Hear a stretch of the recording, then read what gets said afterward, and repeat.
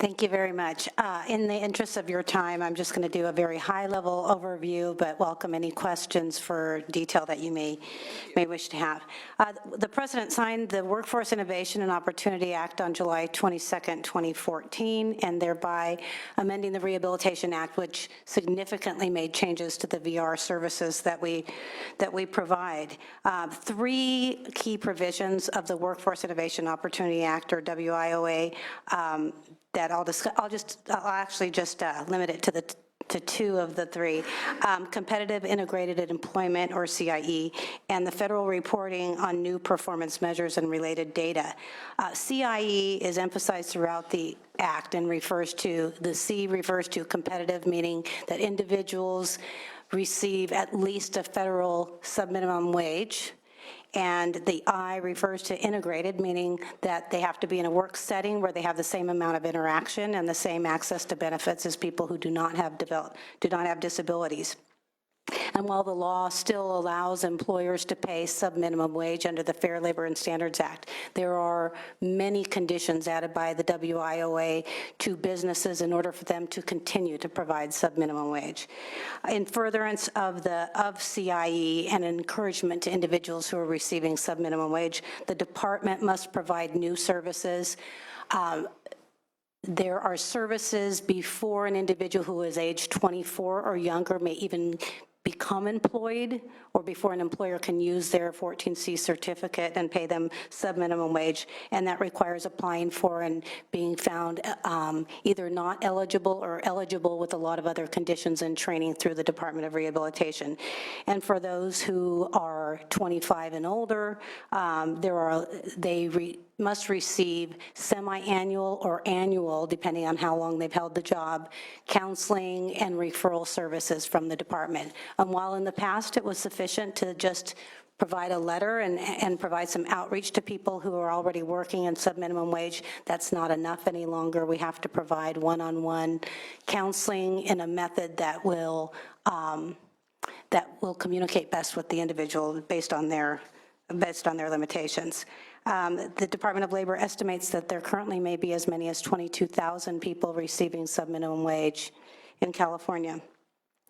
And just the last couple points I wanted to mention is that the Act added a lot more performance measures, many of those that are in the workforce system generally that did not apply to the Department of Rehabilitation, and also requires much more frequent reporting to the U.S. Department of Education. And the ramifications of not doing the reporting or not providing the data are, they're staggered, but could include diminished federal funding to the state.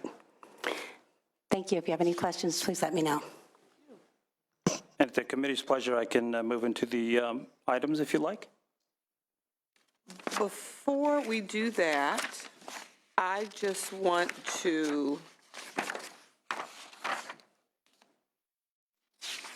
clarify that I understand from staff that since my briefing, that you and committee staff have come to some agreement with regard to the FTEs that were funded last year under the work incentive planners. We've come to some agreement on what the real number should be.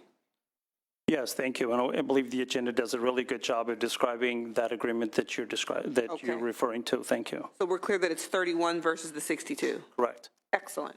Thank you. Finance or LAL want to comment at all on the overview before we move on? Any public comment on the overview before we move on to issue number 1, or issue number 2, I should say? Seeing none, Director, go right ahead. Thank you. So the first issue is, the first BCP is the competitive integrated employment.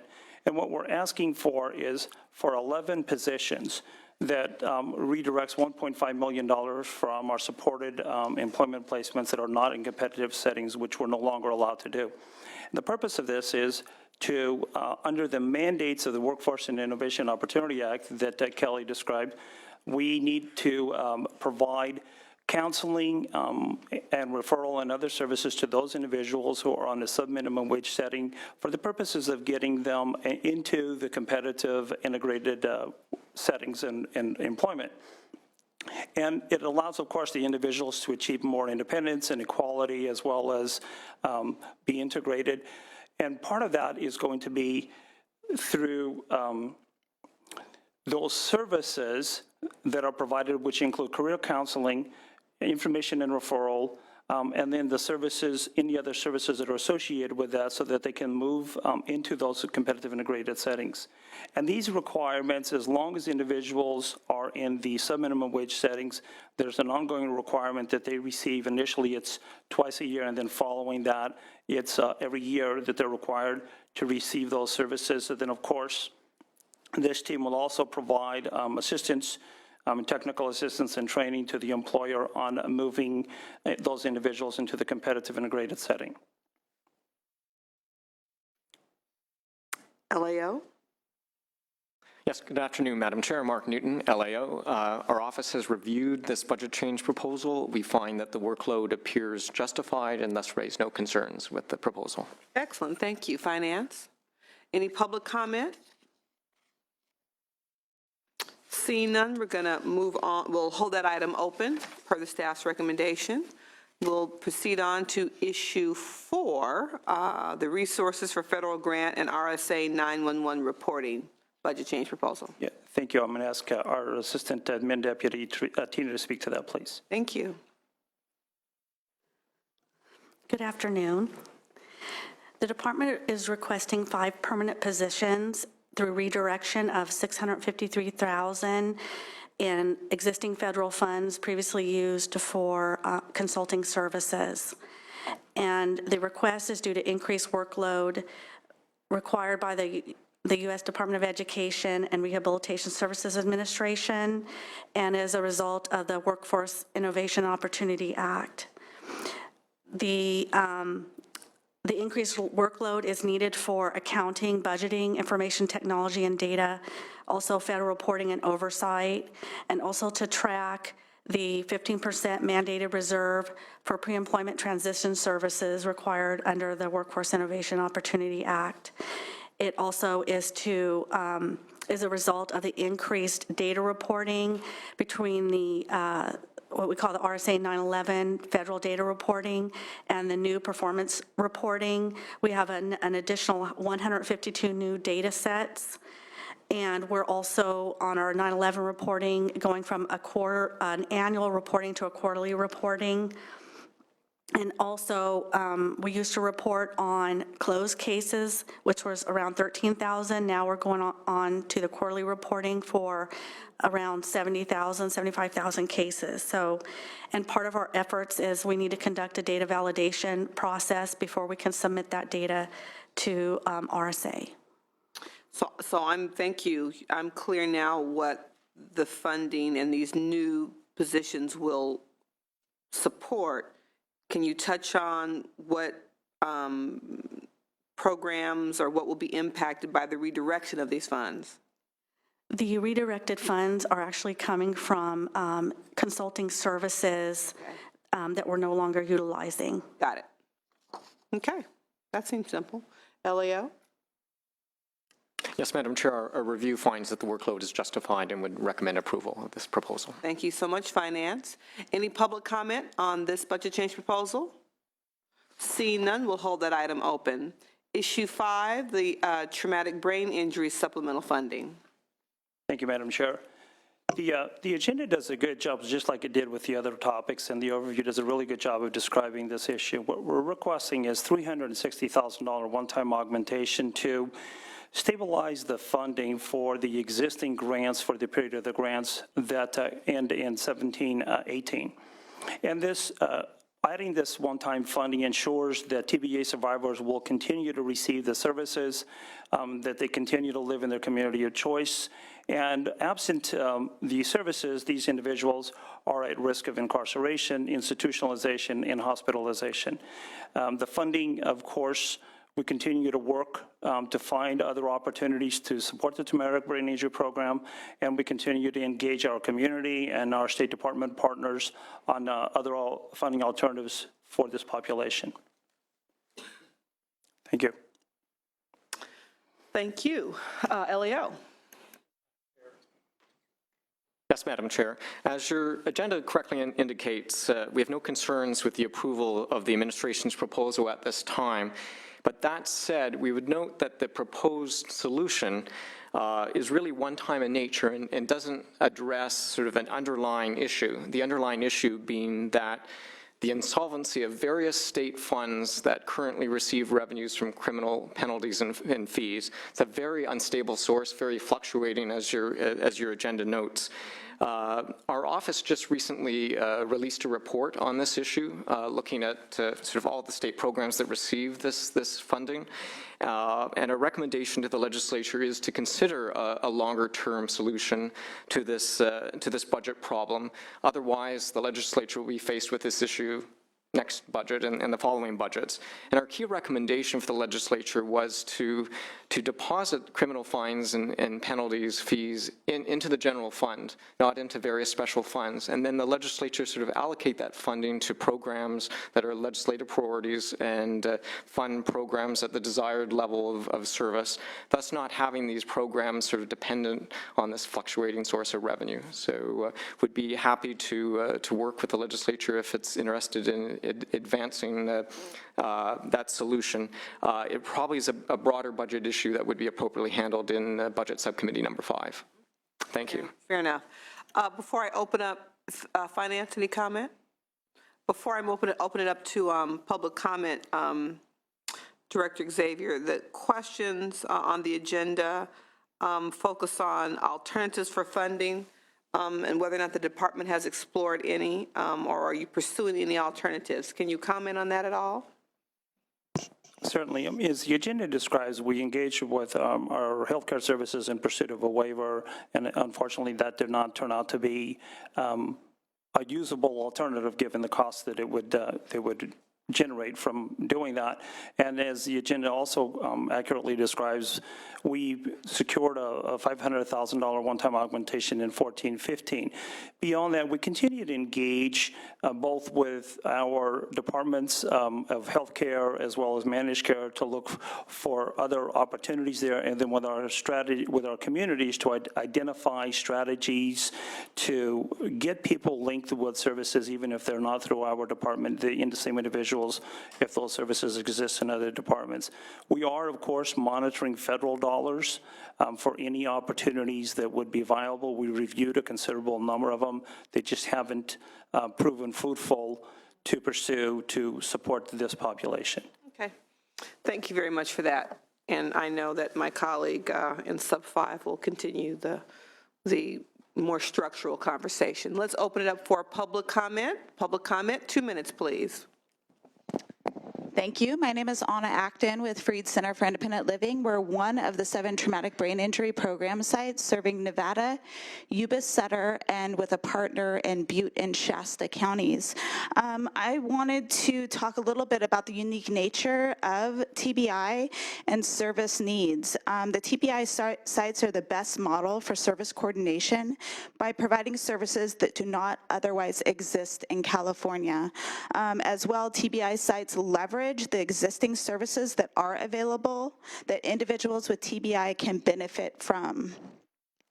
TBI sites need additional base funding to be able to effectively serve the needs of the community. We have not had an increase in funding since the program started in 1988, and in fact, in 2015, we had a 20% decrease in funding. Each one of the 7 TBI sites gets $120,000 to serve this unique community that really does not get services elsewhere. We want to support the $360,000 increase in the governor's budget, but frankly, it is not enough money. In the budget change proposal, there was an alternative number 2 that talked about an increase to $2 million for the TBI program. We strongly support that. These programs are drastically needed, and we thank you very much for the consideration of this issue. Witness, please. Thank you. This on? My name is Katie Shinoda. I represent Mercy Outpatient Rehabilitation Center here in Sacramento. We're another one of the TBI sites in the state. We have been a TBI site since 1990. As Anna said, we haven't seen an increase in our funding in the entire life of our program, and then in the current year, we've seen a 20% decrease in our funding. Due to changes in staff salaries and rent and those kinds of things, the breadth of our program, the number of people we've been able to serve over those years has decreased significantly. Currently, there are an estimated 350,000 TBI survivors in California. That's based on data from the CDC. With only 7 sites at $120,000 apiece, it's grossly inadequate to meet the needs of the population. I do strongly encourage support of the current BCP, but I would encourage you to pursue alternative funding streams to establish a higher base funding per site, as well as the ability to expand sites so we can reach people in all areas of the state. Without these programs, people with traumatic brain injury will be underserved, will rely on emergency department medical services, or will fall into the mental health type services, which are not effective at meeting their needs. So we appreciate your consideration of the budget change proposal. Thank you very much. Next witness, please. Hi. Sorry. Just over 15 years ago, I was in a vehicle accident that left me in a month-long coma that many of my doctors couldn't guarantee that I would recover very well from, if at all. It took years of therapy to help build my new life, but since then I have attained a college degree, a meaningful job, and as of 2014, I now have a wife. None of this would have been possible without my initial therapies and the support of Mercy's TBI program, of which I still enjoy the weekly Bridges group after 10 years. I have made friends there, and we truly support each other. Please allow future victims of TBI the opportunity to achieve a meaningful and fulfilling life like I have. Thank you. Could you state your name for the record, please? Robert Klein. Thank you, Mr. Klein. Appreciate it. Next witness, please.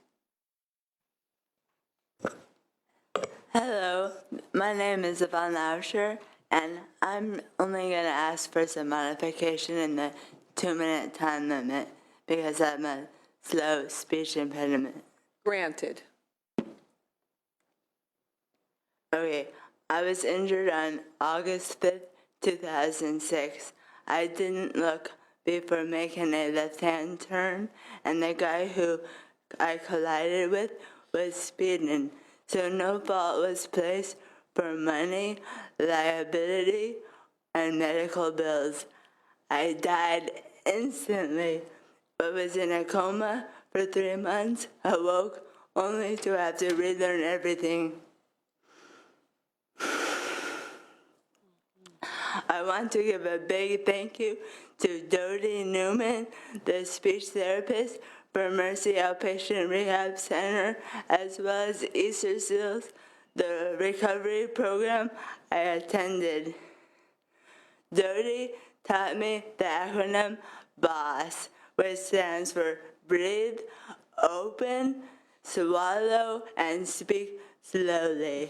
So I hope that I'm implementing that BOSS procedure effectively. Mercy also helped me get a job at Easter Seals program as a community skills trainer. With her help, I held that position for 2 years. Then I got a new boss, and a second new boss, and then a third new boss. She was unable to understand my disability. We had a misunderstanding, and I lost my job. When people see me, I look normal, but talk slowly. They assume I don't understand or can't do something. If there was more funding for TBIs, maybe people would understand and I would still have that job. Thank you very much for your testimony.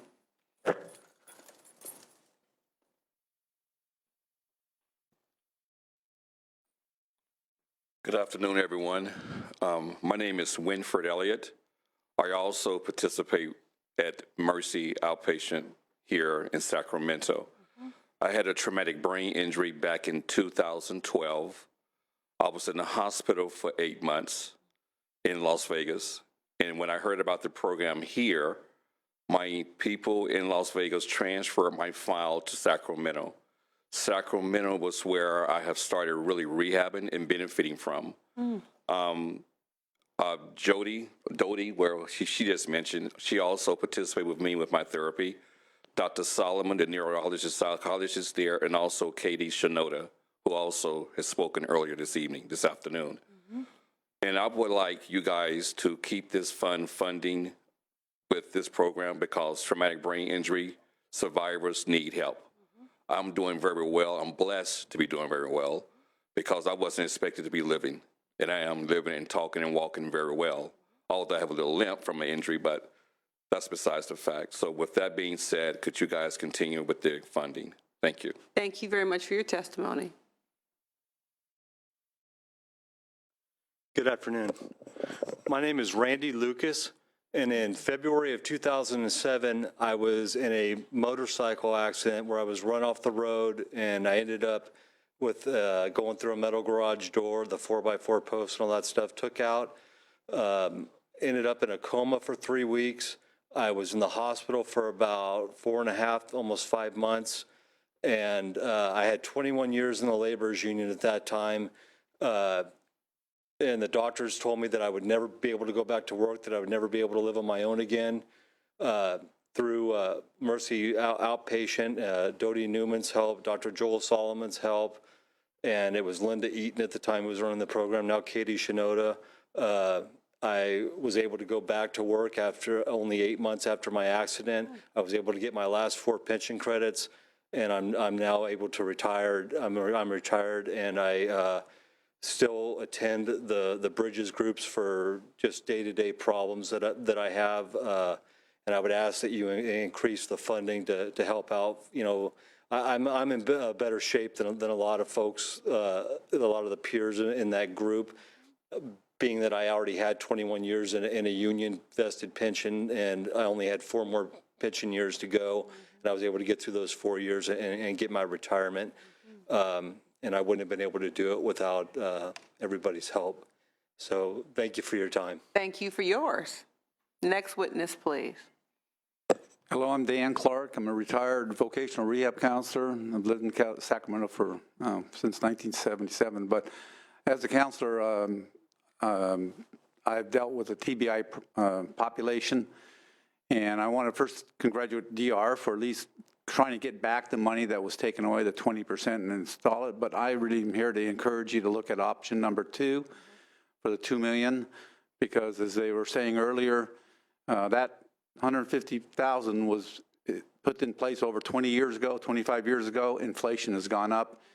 If you were to look at the law and look at the provisions in 398, you will see that it has a cadre of types of good services to provide that a community could look at to help meet this community needs. But if you try to put a price tag to some of those services, and I say in particular, you look at Mercy's hospital subsidizes a lot of this program as it is. And you wouldn't get that quality service, and you may not in some of the others, but even in those other communities, the money that's given just barely scratched the surface. It doesn't give them any flexibility to really provide additional services and so forth, or a higher level. So I'm here to encourage you to look at option number 2. So thank you for your time. Thank you. Next witness, please. Good afternoon. Thank you very much. My name is Bart Wilcox, and for about the last 27 years, I've worked in healthcare, providing healthcare, just about on every level, from intensive care, acute, subacute, acute rehab, and now outpatient.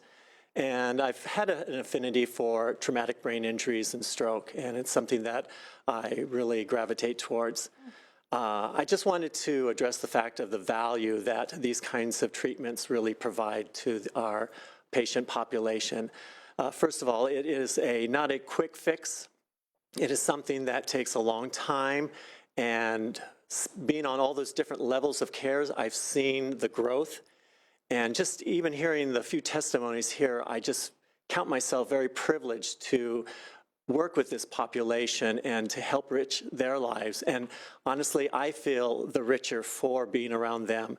So I just want to add my voice to encourage a long-term solution as opposed to a year-by-year budget, because TBIs aren't going away, and they are a long-term vocation to help these folks to get their independence and their dignity back. So again, thank you very much for your time. Thank you again. Appreciate it. Next witness. Good afternoon. I'm Evan Levang. I'm the Executive Director of the Disability Action Center.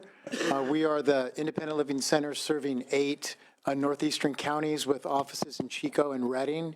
We have a brand new program. We subcontract with Freed, Anna, the first speaker, with the Freed Center. It's a tiny contract. We have enough for a half-time person in Chico, a half-time person in Redding, a little bit of travel money, and then the organization donates the overhead and administrative funding. But in 6 months' time, we have, with very little outreach, we've doubled what we thought we could do, which is good and bad because we're at a point now where we're about maxed out.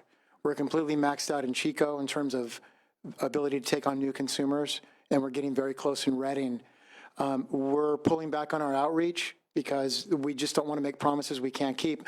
On my way down here today, my Chico person called up and wanted to know if she could decline an invitation for a veterans outreach. And that's heartbreaking to do that. We're hoping that this increase in funding will enable us to really expand our services. And we know that people are there. We just need a little bit more funding to serve them. So thank you. Thank you.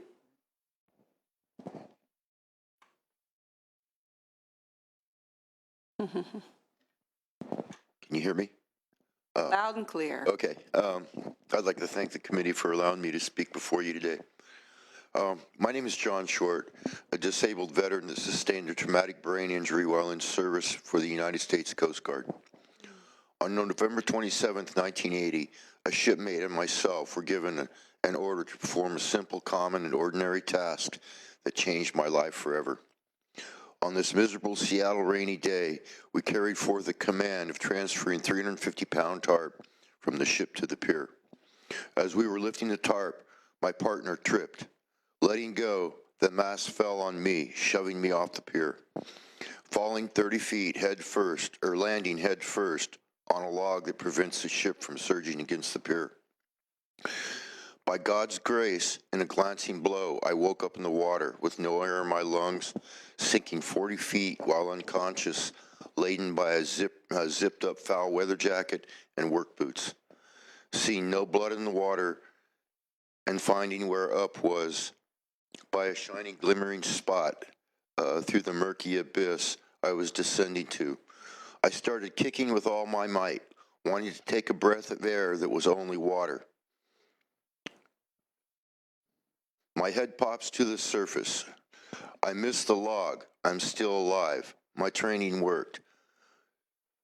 In subsequent denial and shock, I told the command I felt no pain and resumed my duties without medical care, for there was none to be offered anyway, for no staff was on board, and civilian medical care was no option under the circumstances.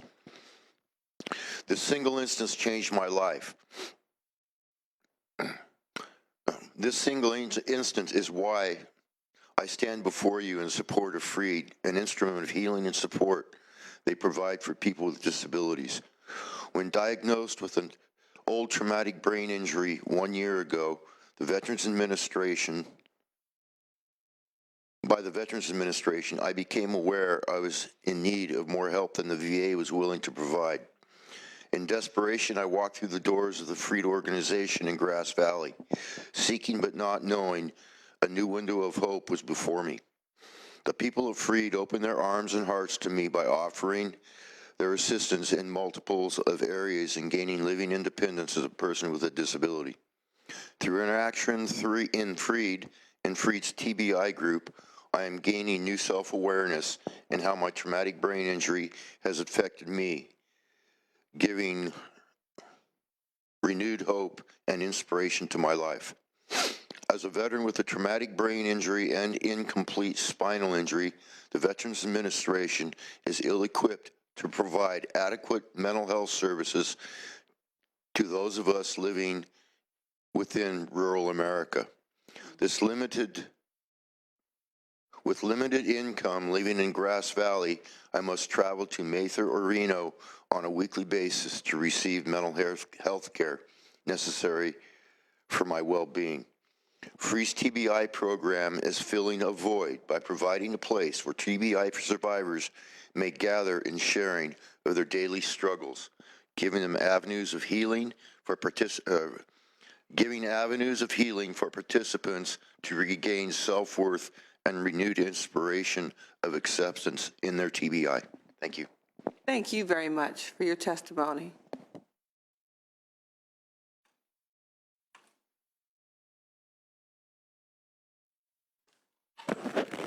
Marty Emoto, family member, California Disability Senior Community Action Network, also the California Person-Centered Advocacy Partnership. Also speaking on behalf of my friend Nancy Chance, whose husband has a significant permanent traumatic brain injury. She had to leave earlier. First, want to mention my appreciation to the Department of Rehab for their work and their efforts in this issue, but also in other efforts that we've worked with them on. Number two, strongly support the administration's supplemental funding. Number three, strongly support the efforts mentioned by fellow advocates for increased funding, desperately needed increased funding for TBI. You know, we have to remember, my sister had developmental disabilities. She didn't have a TBI, but she was born with that developmental disabilities. Therefore, she qualified for a lot of services under the regional center system, even though that system is underfunded. But a person who acquires their TBI after their 18th birthday can often receive nothing. And California can do better than that. Thank you. Thank you. Mr. Anderson, you stuck with me all afternoon. I appreciate you. And I'll try to be quick, because that was amazing. It was. Tony Anderson, the ARC California, and also Evelyn Abu Hassan had to leave, but now I get to speak for her. And she says that on behalf of Evelyn Abu Hassan and Disability Rights California, they support the budget change proposals that are provided here. And the ARC California does as well. And I'd only add that we're a parent organization. We receive all kinds of calls all the time from parents looking for help in various areas.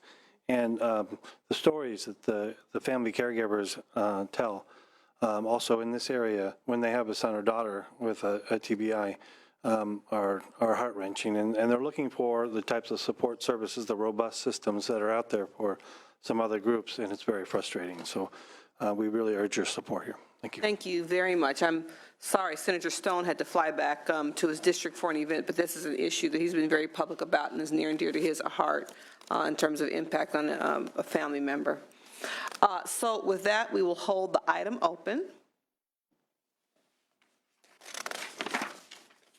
And we thank you very much, Director Xavier, for coming and providing us with updates on the various BCPs and issues within your department.